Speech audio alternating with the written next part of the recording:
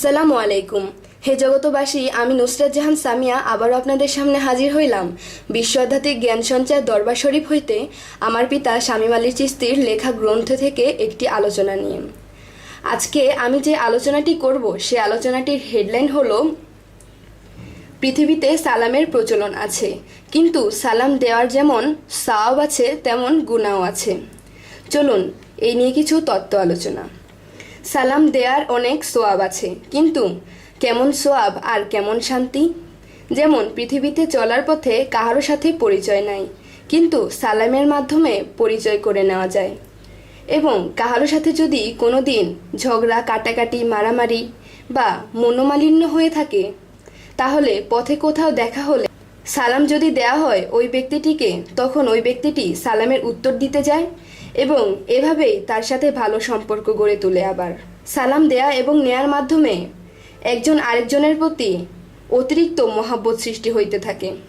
আবার যদি কাহারো সাথে কাহারো শত্রুতা থাকে, সালাম দেয়া এবং নেয়ার মাধ্যমে শত্রুতা ধীরে ধীরে কমতে থাকে।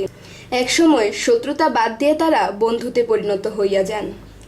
এজন্যই সালাম দেয়া এবং নেয়া একজন আরেকজনের প্রতি শান্তি আল্লাহর তরফ থেকেই নাজিল হয়। অনেক বিশৃঙ্খলা হইতে সালাম মানুষকে সুশৃঙ্খল রাখে।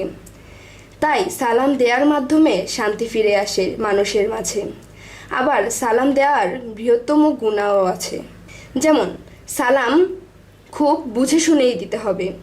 একজন মানুষ হাঁটতেছে, কিন্তু তাহার ভিতরে আল্লাহর জিকির চলতেছে, ওই জিকিরকারীকে সালাম দিলে ওই জিকিরকারীর জিকির থামাইয়া সালামের উত্তর দিতে হবে।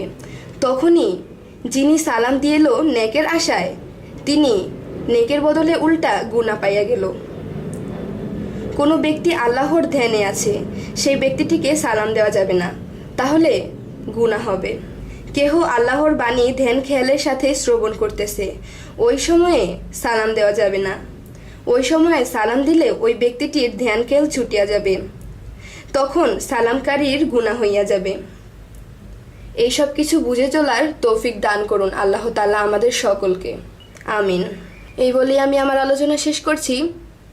আমাদের ভিডিওগুলো ভালো লাগলে আমাদের চ্যানেলটিকে সাবস্ক্রাইব করুন এবং আমাদের এই চ্যানেলটিকে সাবস্ক্রাইব করে আমাদের সাথেই থাকুন সামনে আরও ভালো ভালো ভিডিও পাওয়ার জন্য। এই বলে আমার আলোচনা শেষ করছি। সকলে ভালো থাকবেন, সুস্থ থাকবেন। আল্লাহ হাফেজ।